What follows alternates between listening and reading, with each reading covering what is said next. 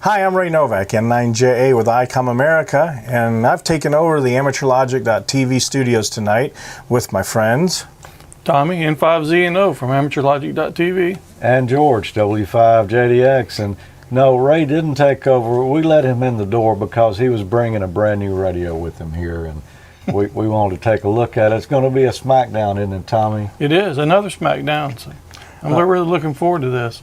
I'm hoping it's not a smackdown for me to get out of here alive with my radio. One of us has got to hold you down. I think Tommy's got the weight advantage on me, so we may let him do it. We've got the new Icom ID 5100 here, which is going to be my radio this time around. And what have you got over there, Tommy? I've got my 2820. And that is your 2820. Yeah, I love that thing. Yeah. So, Ray, you're going to officiate tonight, aren't you? I think so. Okay. Well, let's get started and see where it leads. We're looking at the 2820 first. It's a very simple dual band radio. A lot of people seem to really love the radio and the front panel on it. As you can see right now, we're both in VHF on the screen. Yeah, actually we've played around with it, but that's how I usually run it. Both one analog VHF and one D-Star. Now, did you know you could run it with just a single display? I have done that in the past, but I normally like to have both. Tommy's got 2 ears, so he likes to use both of them, right? Well, I got two friends, so I got one on each band, on each side of the radio. So. Oh, okay. Just got to keep them separated, huh? Just to show real quick where you can do a single display. I mean, that's easy to see if somebody has trouble seeing both. I can see that over here. But did you notice, George, I had to do 2 steps. One was to hit the function button to bring the menu up, and then the button to go back to dual. Okay, that was an awful lot of work, Ray. When we look at how we were doing it with the 7100, the touchscreen really became handy. How would you do it on the 5100 here? Well, right now our main band is on 440. If you just push and hold the main button. Ah, that was a lot less work. Take that, Tommy. That's half the work. You've got one display, but you can see it's A or B. Okay. To go single here, You can't get there from here. no sir.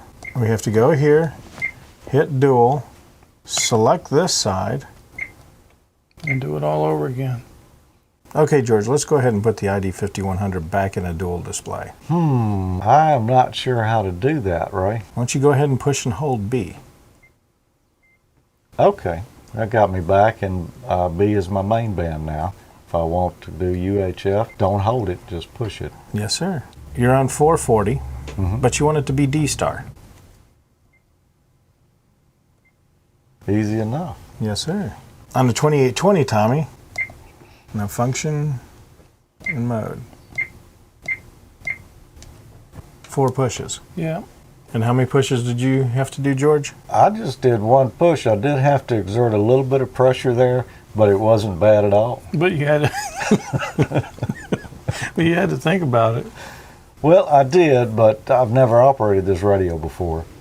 As a matter of fact, I'd only ever seen it yesterday, and that was just for a few minutes, and I didn't get to put my hands on it. Now let's go ahead and look at the DR button. There you go. Okay. Now Tommy, that looks a lot like your 51. It sure does. Well, the user interface for the 5100 actually came from the 31 and 51. Awesome. Now George, right now it's showing the Clinton repeater, Right. W5 DRA. Yeah, that's our friend Johnny. That's already programmed in the radio. We didn't have to program anything. Do you mean you just turned it on and it was there? Well, I turned it on and it was already pre-programmed in the radio. Now, the thing that we did to get this, and Tommy probably be able to give you a few pointers on that. If I wanted to go to the Rankin repeater, what would you think you'd have to do? Touch the repeater down there where we are. Near repeater. Now, here's a change from where the 51 is. You've got near repeater all, near repeater DV. Ah, and FM. So you got analog repeaters in there now. Yes, sir. Awesome. Now, it comes out of from the factory with a couple of repeaters for every one of our dealership's locations. So if your favorite repeater's not in there, it's easy to add to it. Does someone maintain that list Like, you know, you can download the updates for the D-Star repeaters. You can update the repeater lists like you do your 51 from the dstarinfo.com website. They have a repeater listing on there, and we're hoping that they'll also do the one for the FM repeaters. But right now, no one's really maintaining a list right now. But you can find that information, put it in yourself. Oh, yeah. You know. Yeah. That, and probably somebody will come up with a list. I mean, the radio's brand new right now, so Yes. Yeah, really, I bet they will. yeah. Go ahead and hit the near repeater DV, George. Now searching. How did it know all of these repeaters were near me? Because the GPS has got a lock in where we are. Okay. And since the GPS is built into the head of the radio, we captured the GPS location and put the radio into manual mode. So if you're using it as a base station, it can already be loaded in the radio and you don't have to worry. At least I hope your base station's not moving. Yeah. If it is, there's other problems. Yeah. Yeah, you need to take cover. It Yes. hasn't moved yet, and we hope it doesn't. So you said GPS receiver built in the head here. Yes, sir. What about this one right here? Where's Yeah. your GPS, Tommy? It's actually still in my truck. There's a GPS antenna that hooks up to the body of the radio, the chassis, and there's a board. This one took an add-on board for the GPS, Okay. GPS and the D-Star. Yes, and that's all built in on the 5100. Okay, so no add-on. No add-on. The one advantage that a lot of people think the 2820 will have is that you can use an external GPS antenna.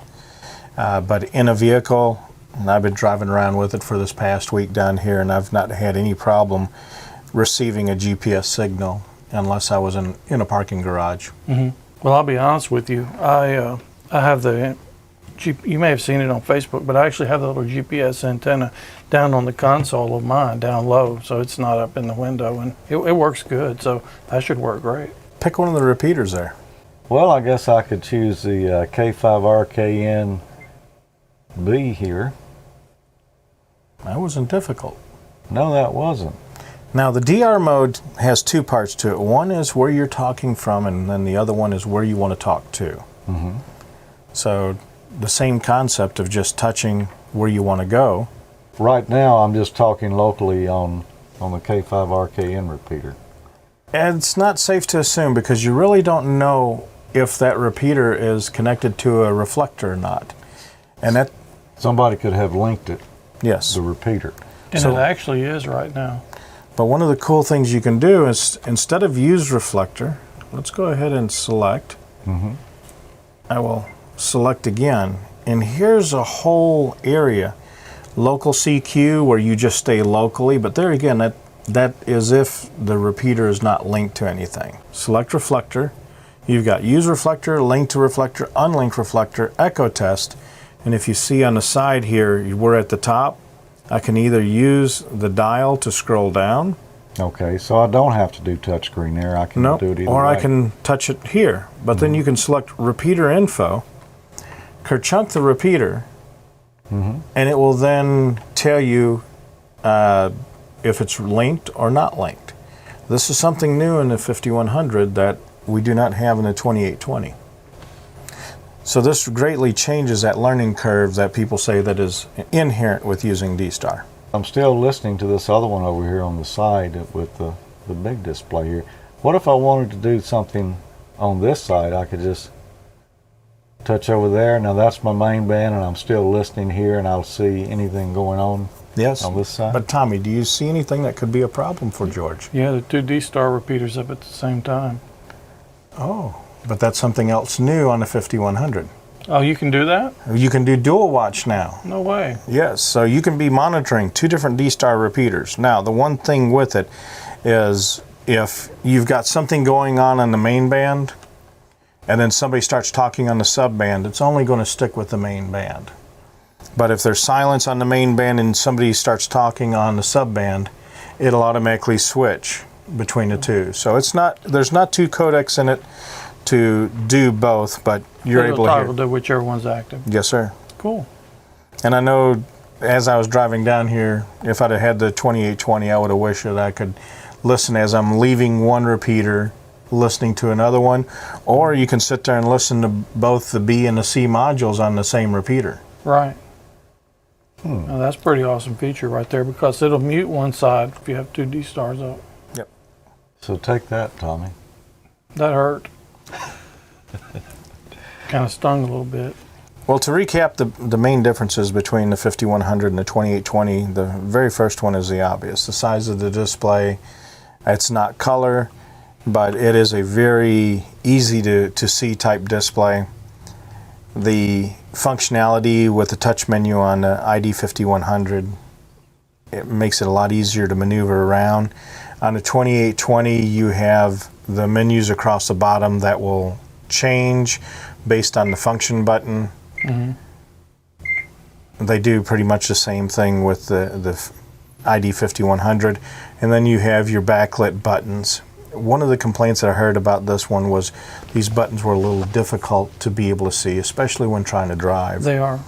On the 5100, these buttons are a lot larger. The function buttons will change just as they do on the 2820. But those are big enough I can see them. Yes, they are a lot larger.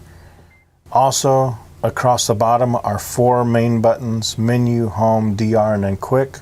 Okay, I was going to ask if those are labels or if you can touch them on their function. Yes. And if you're driving down the road, there's indentions along the bottom edge. You know that you can count over. The DR is going to be the third one, and all you do is you hit that section. Okay. And the DR mode will function on both. You just hit the DR to toggle in and out. Now, one thing that may not be obvious when we're cutting to individual shots of these two radios is just how big the ID 5100 is. We've got a shot here of both of them together, and you can see that it's quite a bit bigger than the 2820, Tommy. Yeah, I always bragged on the display on the 2820, but that's considerably larger. It is. That really is. I guess that's probably the largest mobile display I've ever seen. Yeah, it is larger than the 7100 as well, but it's on a flat type display. It doesn't have the slope sort of like the 7100 had. That's correct.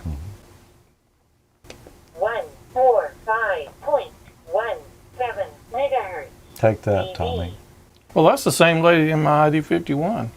She's in the 7100 as well. Yeah. But I'm not sure. Is she in your 2820? If she is, I hadn't found her. Tommy, do you use your GPS that much? Yeah, I use it. Well, it stays on all the time, and I use it when I'm on D-Star. Okay. The one nice thing with the 5100 with its display is when somebody calls you and they're transmitting their GPS, it'll give you the screen and show you their location, what icon they're using or identification they're using, whether they're pedestrian or vehicle. It will also give you the distance, but Automatically? automatically. Because I can get that on my ID 51, but I have to go over and do the rocker switch 2 times to get over there, and then I can scroll through and see it. Can you do that on the 2820? I think there's a way to show it, but there's quite a few steps involved, and I don't remember. With the 5100, when somebody transmits their location, it will momentarily show up on the screen. You can actually set it for 5 seconds and 10 seconds, I believe. With the 2820, you have to go through 3 spots till you see position, click position. Right now it says my, but then you hit position again to get the receive. Yeah, I knew you could do it, and I've seen it before, but there's so many steps involved. I'll be honest with you, I hardly ever go in there. And I think it's pretty cool that you could be driving along and it will show you on the 5100. So if I was trying to meet you at the burger joint we like going to, you can see I'm already there and which direction to go. Yeah, that's pretty cool. I like that. You got enough room on the screen there to show all that stuff without losing anything. Now on my 2820, I've got dual antenna jacks on the back for diversity receive. Does the 5100 have that? No, it does not. It's just got one. When we're looking at what features that are not used a whole lot, the diversity reception was one of them. Yeah. But how many antennas do you have on your vehicle? Well, this week I've only got one, but I used to have 2 until George made fun of my glass mount one. Yeah, he was running that glass mount on there. We couldn't have him coming up in the driveway like that. But the thing is, for diversity reception, that one might pick up a little bit better than his real high gain type antenna, because it could be something saturating the front end of the radio. So don't be hating on the glass mount now. No, I'm a believer in diversity now, because I've had wireless mic systems that way, and it really makes a difference if you're in one particular spot and this antenna is just getting bad multipath or whatever. The one just a few feet away may have a perfect signal. So we'll give you that one, Tommy. Take that. Good one. We'll look at the menu systems next. On the 2820, as we're going through the function, the menus changed on here. The main menu, where you can make your changes, are in a stack here for your different settings. The ID 5100 is very similar, where you have a group of menus, but there's two different menus. There's the main menu and then a quick menu. The quick menu gets you in and out very quickly. So if you wanted to see your GPS position. Yeah, just like on my 51. Exactly. And you also, for those that are doing VHF, UHF grid map, your grid location comes up real nicely on the display as well. The main menu is where you have all your settings. So if you want to, say you want to change your speech on it, the speech would be the receive call sign if somebody kerchunks, or all call signs, or if it annoys you, just off. I like the kerchunk one, because there are times people will either send out their position or they'll just kerchunk to see if there's repeaters there. And you can hear who it is, and if it's a call sign you don't want to talk to, you can ignore it, or if it's somebody you know, you can easily identify who it is. That's pretty slick. Yeah. Yeah, I like that on the handy talkie too. It's a good feature. But we're not reviewing it against the handy talkie. Does your 2820 talk to you? Well, no. Hadn't said a word yet. No, it hasn't. Not since we've been sitting here. Is there a lady add-on module for the 2820? No, sir, there's not. Not a guy one either. No. One of the things with the 2820 is to remember where you put your call sign. With the 5100, we made it very simple with my station. So you can put in my call sign, and it's N9JA, and I like letting people know I got the 5100, because it definitely asks some questions. And I even have on here Ray on the 5100 in case they didn't see it the first time. Yeah. Well, now, your wife is a ham, too. Could you put her call in here? Yes, sir, I could. I can have up to 6 different call signs on here if everybody in my family were hams. That way, when they're operating, they hear a female voice, but they see N9JA and they know that's Ray, not a female voice. They'll wonder if something's happened. So what about the 2820? Will yours do that, Tommy? The 2820 does have 6 my call selections to have. Okay. So we're on the same level at that point. Yeah, actually, I had to think about back. It's been a long time since I set it up, but I actually do remember those in there now. Then your wife's a ham, too. Yeah, but she won't. I can't get her to talk on the radio anymore. Although I did just renew her ticket. Yeah. Now, with both radios, you have all 4 of the call sign fields. You've got RPT1, RPT2, my call, and your call. The your call on the 2820, I think, is limited to 60 your call fields. So you can use call sign routing to go to 60 of your friends. The 5100 has 1,000. So you can have more friends with the 5100. Awesome. That could help your popularity, Tommy. Yeah. Both of those. So this gives you a good idea of what you're looking at on the call signs. My call and the information for the repeaters, and then I'm going to ask the repeater what it's connected to. The RX history is a pretty cool thing to see as we scroll through. These are previous people that you heard. Yes, sir. Does that on your 51A, doesn't it? It does. Yeah, actually, I showed that when we did the call sign routing on amateurlogic.tv. Can you select that and call sign route to that guy? the RX to CS. There you go. Now we can even look at detail on this call sign to see his call sign. Now he's proud of his 7100. And he should be. What repeater I heard him from, what message he was sending, what time, and date stamp. So it's almost like having your own logbook right there with you. Help me out here. Yeah, I'm not sure if that's even in here. If it is, I don't remember how to get to it. So we have it here, and then you can do the R to CS on here as well. It's a little bit different format, but here's what it looks like on a 2820 when you're looking at your call signs. There again, my call, RPT1, RPT2, and then the your call.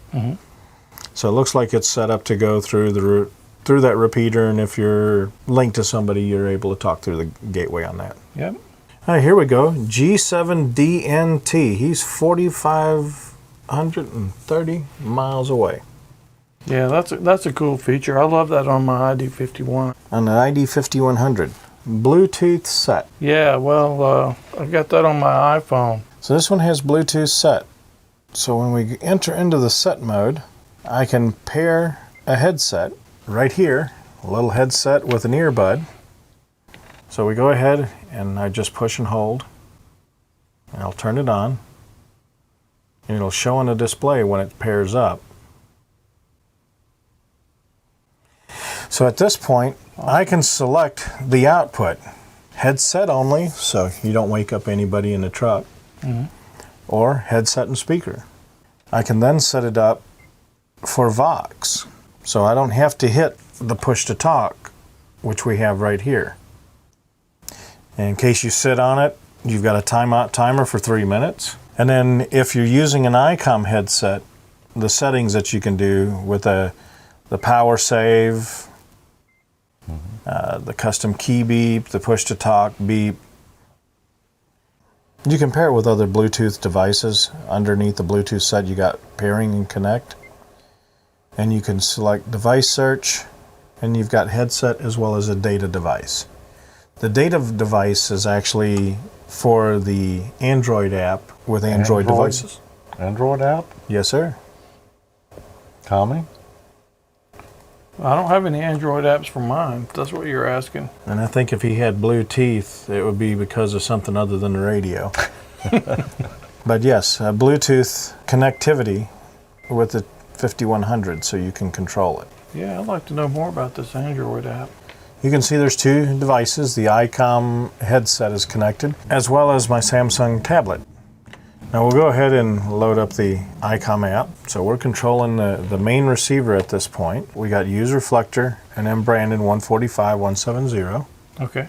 That's just like on the 5100. And then what I'm going to do on the tablet here. For people that might not understand, we're controlling the B side of the radio because that's the one that's active at the moment, right? And yes, it is. What I'm going to do real quick is I'm going to change the power. Right now the radio's on low, and I'm going to go to high power, and we'll see it just change to H.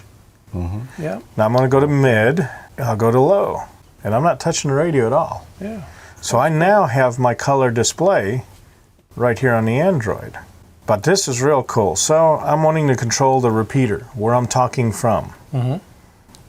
I want to go near repeater. Yeah. It's going to process from the GPS information in the radio.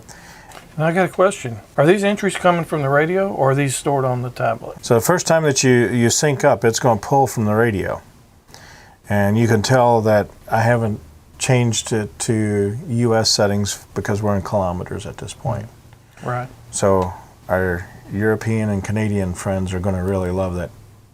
I haven't read the manual on this thing either. So let's go ahead and just, out of the blue, we're going to go to Columbus, Mississippi. This is 444.925. And look at the display of the radio. Okay. So instead of use reflector, I want to go to your call sign. Well, I've been playing around with this with Robin Cutshaw, AA4RC. It will now change the settings in the radio. But to see what it changed, let's go to the call signs. But now it's showing AA4RC. What we'll do is we'll tell it to go to received history. And let's talk to CT2 JTR. We'll go call sign again, and it sets everything up for you. Now if you have full faith in the radio, you hear the squelch open. We'll turn down the volume.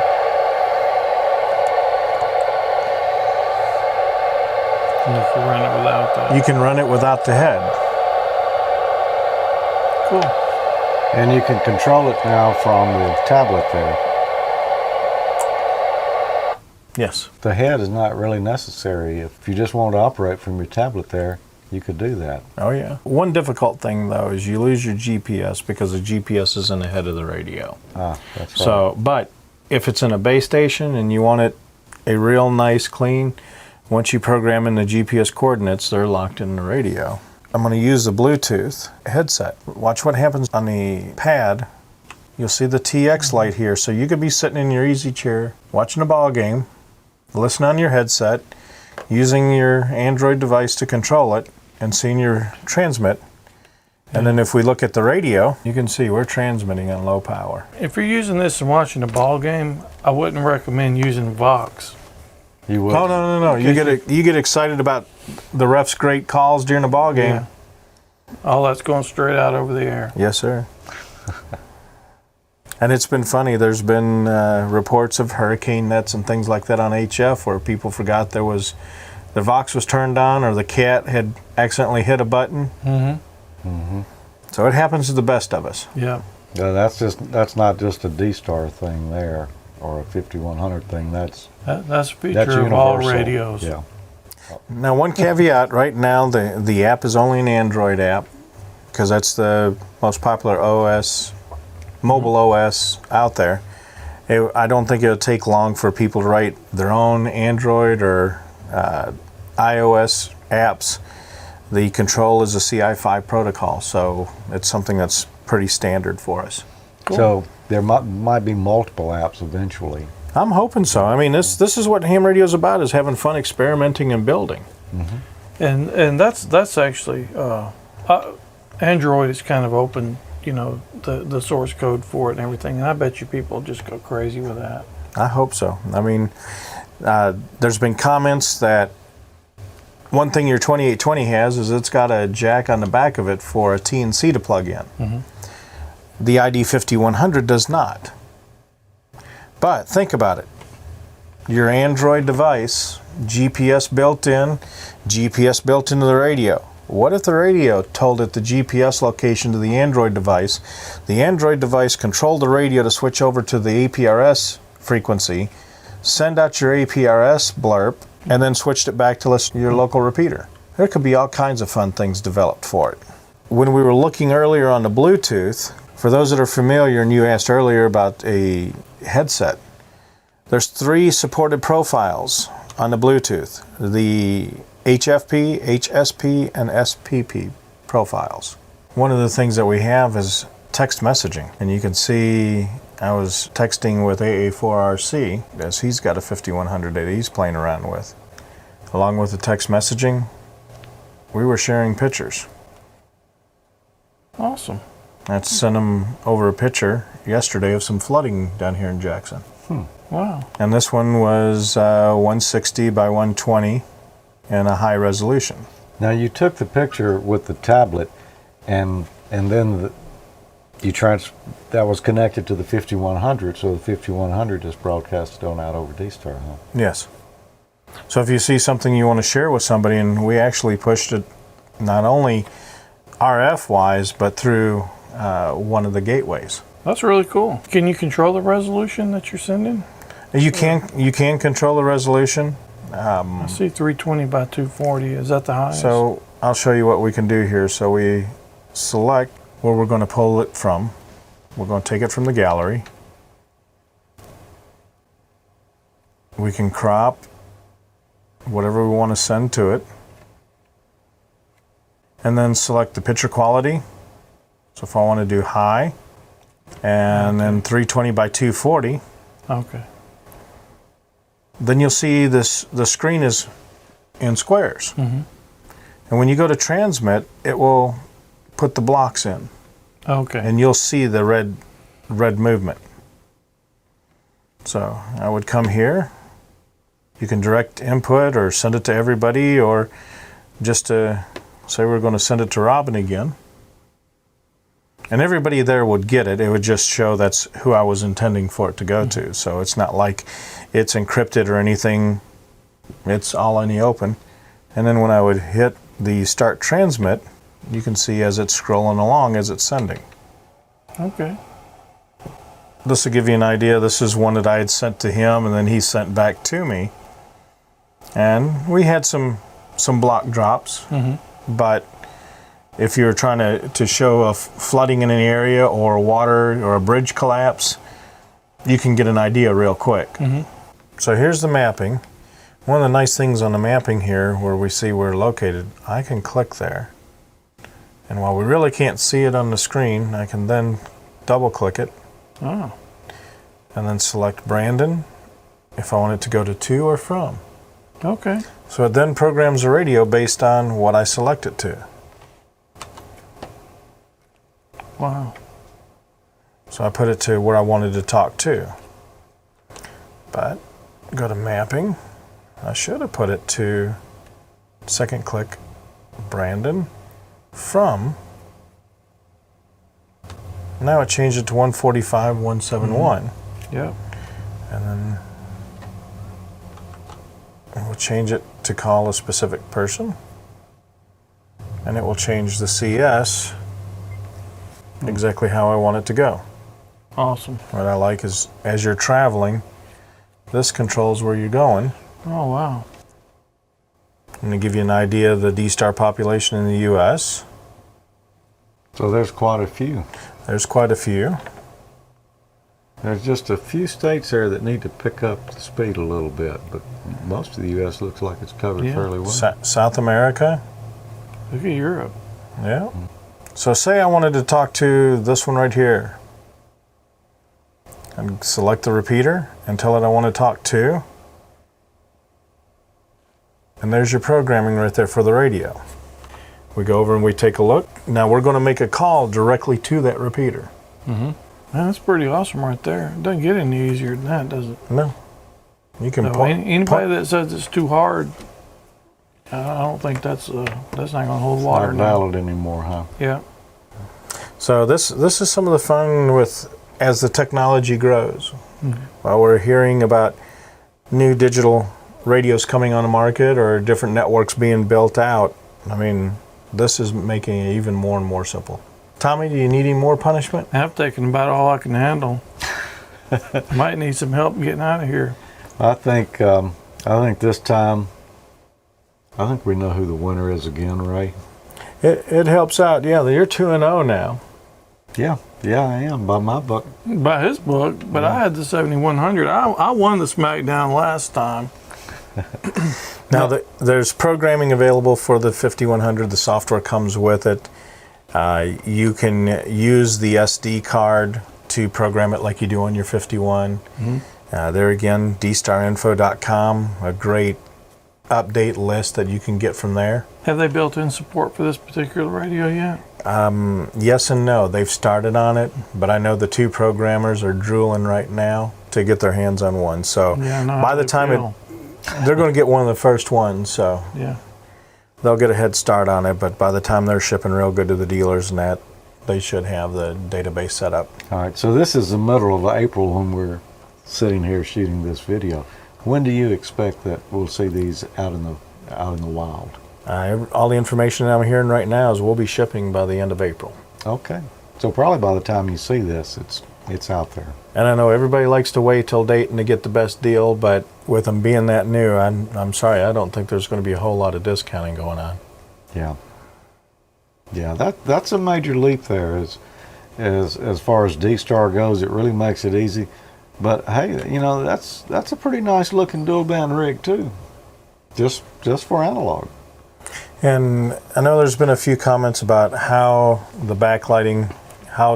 far down the backlighting can go. For display, you've got your LCD contrast. You can make it real light or actually get to where it's completely saturated. And then the backlighting for nighttime driving, you can turn it just about all the way off or make it pretty bright. Well, that's cool. It's easy to get to also. And then you also have an auto dimmer for the settings. And there again, I haven't read the manual, so it'll tell you what each setting is. But then you got your tone control where you can set receive and transmit. Those that have heard me on the radio with it, I mean, it's like it is out of the box. So you've got your transmit, you receive, and then your transmit. Everything on mine has been normal. Now that's not something that you normally have on a VHF, UHF radio. As a matter of fact, I don't recall ever seeing bass and treble for receive and transmit on a VHF or UHF rig before. Yep. But it was on my 7100 during the smackdown. Yeah, but that had HF, so that's what it was. That's why you had it. There's folks that say they know when you're on a 2820 because it's got a unique sound to it. You can make the adjustments to the 5100 how you want.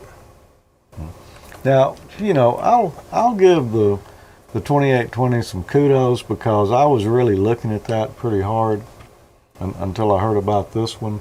That was probably going to be my next rig purchase.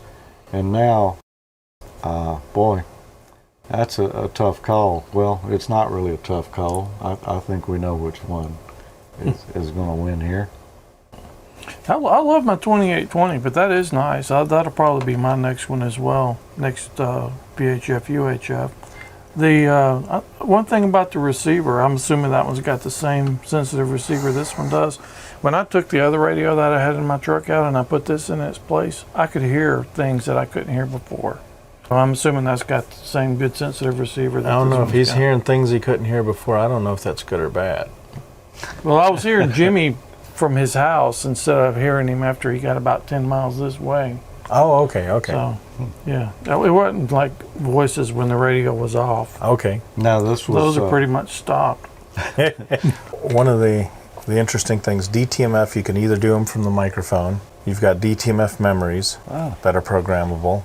When you go to your function, you've got DTMF where you can directly input using the front panel. Oh, nice. Programming memory channels is quite easy to do with it. We've got the MW for memory write. You can write a new channel, write to a selected channel, or go into manage memory. You can manage a memory channel. Right now all the memory channels are blank on mine. It's like my 51. I have nothing programmed in the memory channels. I just use the DR mode.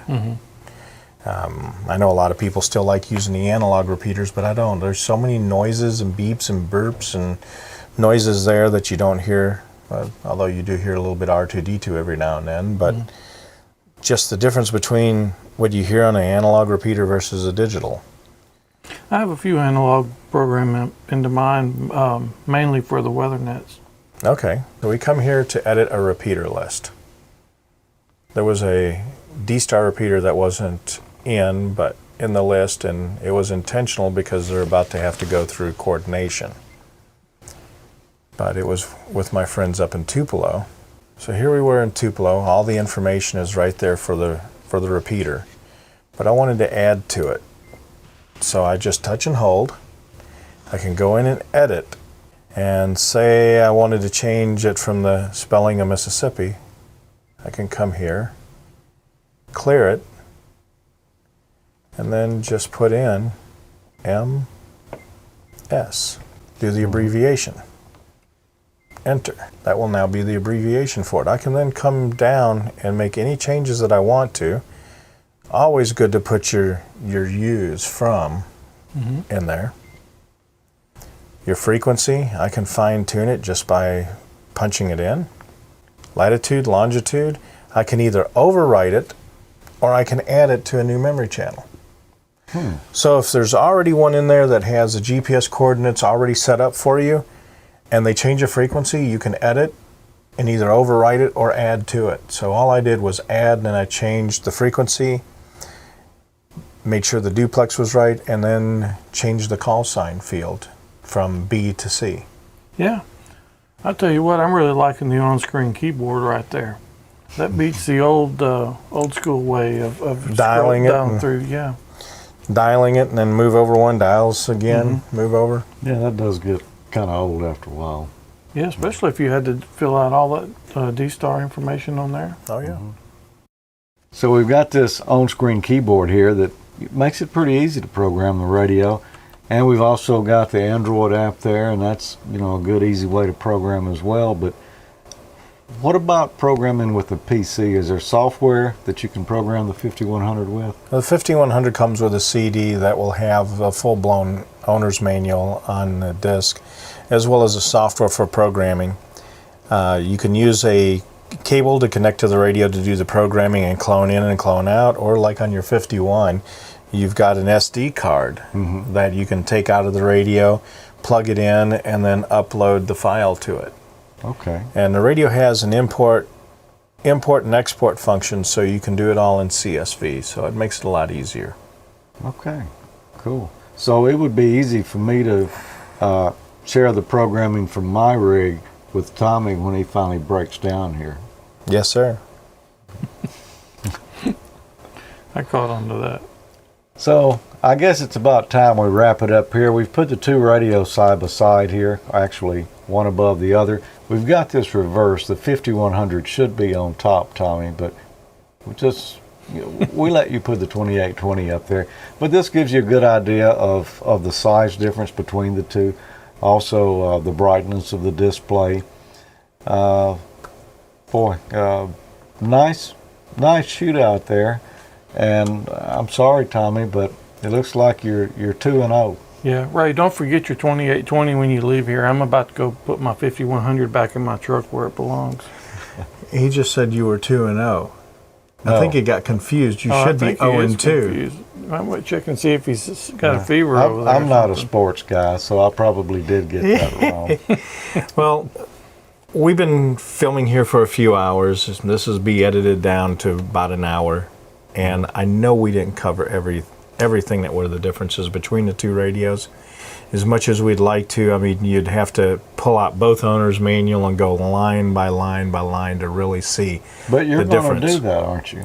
I mean, there'll be a comparison somewhere that you can go look and see. There will be a comparison chart. I just did finish building one up for it because we really did not get into the DPRS enhancements for things like for weather stations, objects, positions, and things like that. There's been a lot of enhancements to the DPRS mode. And really, on that in itself is well beyond my knowledge level. So I really didn't want to tread there. But I know there's going to be the chat rooms and the Yahoo groups are just going to be blown away with people experimenting and playing. That's one of the fun things about this radio is what you can do with it.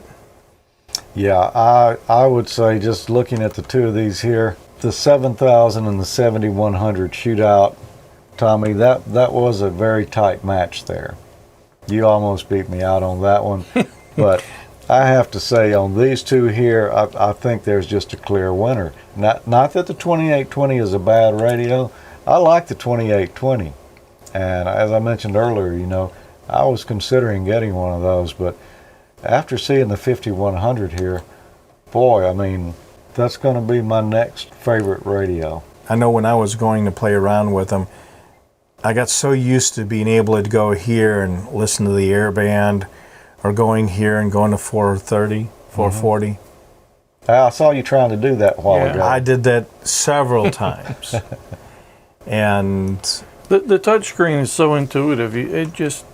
You just want to do that. It sort of works the way you think it would work. yep. It was a great contest, Tommy. I guess we need to shake hands and, Yeah. Well, I love my 2820, but I mean that is the feature set on that. You can't beat it. That's a nice radio. Yeah, it really steps it up a level with the Bluetooth connectivity. This little Bluetooth headset and microphone set here with the push to talk.